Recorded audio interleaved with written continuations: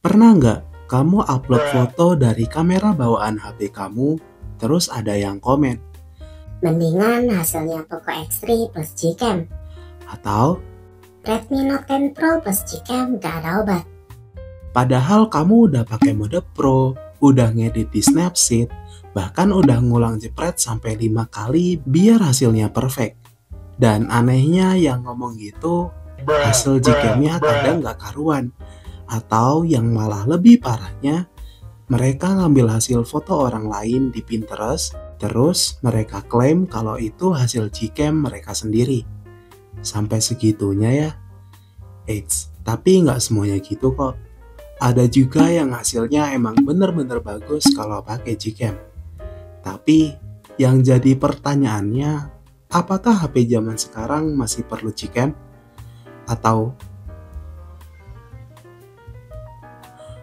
jangan-jangan kita cuman ikut-ikutan sekte yang bahkan nggak ngerti cara makainya. Sedikit sejarah, Gcam alias Google Kamera itu aplikasi kamera khusus buat Google Pixel atau yang dulu dikenal sebagai Nexus. Kenapa populer? Karena dulu HP Android lain kameranya masih ya B aja. Sedangkan Google waktu itu berhasil kasih hasil foto yang super clean, HDR-nya rapi, detailnya dapat, bahkan dalam kondisi low light. Alhasil, Gcam ini jadi semacam penyelamat karena hasil fotonya bisa jauh lebih bagus dibanding sama kamera bawaan.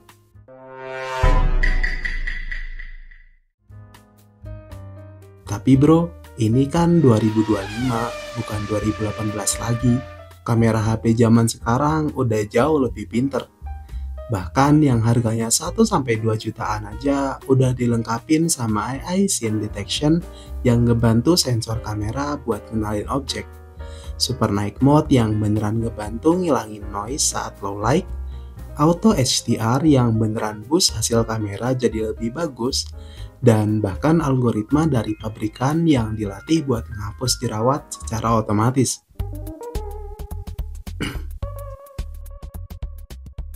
Contohnya nih, Redmi Note series atau Poco M series yang udah bisa ngasih mode berfoto dan video buat kamu yang suka atik-atik, buat kamu yang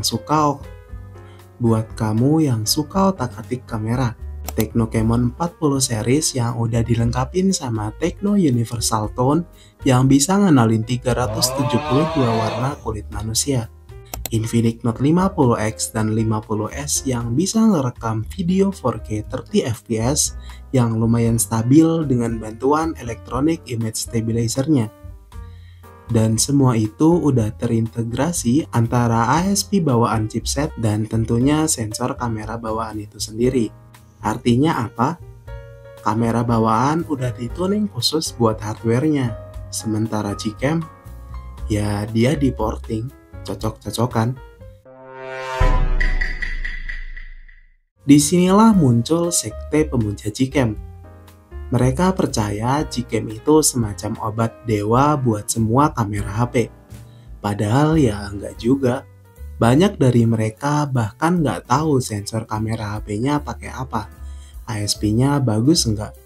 Mereka cuma mau percaya bahwa semua foto akan jadi lebih indah kalau ada Gcam-nya. Ya susah mau maksa pakai Gcam, nanti ujung-ujungnya hasilnya malah lebih hancur dari kamera bawaan. Atau lebih parahnya, APK Gcam-nya sendiri nge-crash dan nggak bisa dibuka. Jangan salah paham ya, Gcam nggak jelek kok. Tapi dia harus dipakai dengan pemahaman dan penyesuaian. Gcam masih cocok kalau kamu ngerti cara milih versi Gcam dan config sesuai sensor HP kamu. Kamera bawaan HP kamu beneran jelek, HDR-nya nggak konsisten, atau low light-nya ampas. Kamu mau tone warna ala pixel, natural, kontras, sedikit pucat, tapi artistik. Kamu suka eksperimen dan mau eksplorasi kelebihan kameramu lebih jauh. Tapi kalau kamu sekedar install Gcam doang dan berharap hasilnya otomatis jadi kayak DSLR, ya siap-siap kecewa aja. Mending pakai kamera bawaan, hasilnya bakal lebih konsisten. Jadi, apakah HP zaman sekarang masih butuh Gcam? Jawabannya bukan soal butuh atau enggak, tapi paham atau enggak. Gcam itu alat, bukan mukjizat. Kalau kamu ngerti cara pakainya, ya pakai aja. Kalau enggak, ya jangan maksa lah. Dan yang paling penting, jangan maksa dirimu buat ikut aliran orang lain. Karena kamu belum tentu cocok, belum tentu ngerti, dan belum tentu butuh juga. Gimana menurut kamu? Masih relevan gak sih Gcam di tahun 2025 ini? Kalau kamu pernah ketemu sekte pemuja Gcam atau bahkan dulu bagian dari sekte itu, tulis pengakuan dosa kamu di kolom komentar. Dan kalau kamu punya rekomendasi config Gcam yang bener-bener worth it buat HP kamu, share juga ya. Sampai ketemu di video selanjutnya. Peace, stay safe, stay happy, dan jangan lupa